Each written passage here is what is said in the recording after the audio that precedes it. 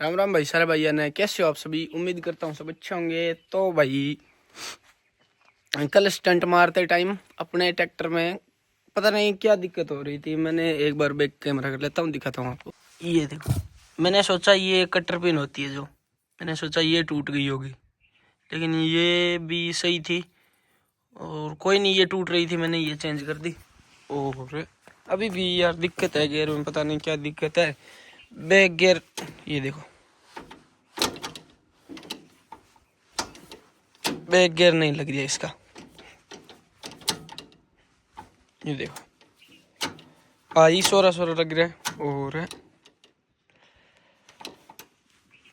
Back gear नहीं लग रहा इसका, और आगे का नहीं लग रहा, देखो चिटक रहा है गियर।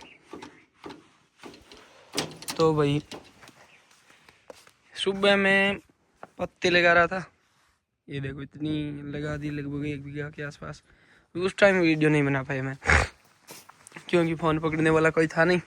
तो और कल की वीडियो जो पड़ी है, 3 भाग है उस वीडियो के, तो मैं छोटी छोटी करके अपलोड कर रहा हूँ क्योंकि वीडियो ज़्यादा लंबी हो जाएगी।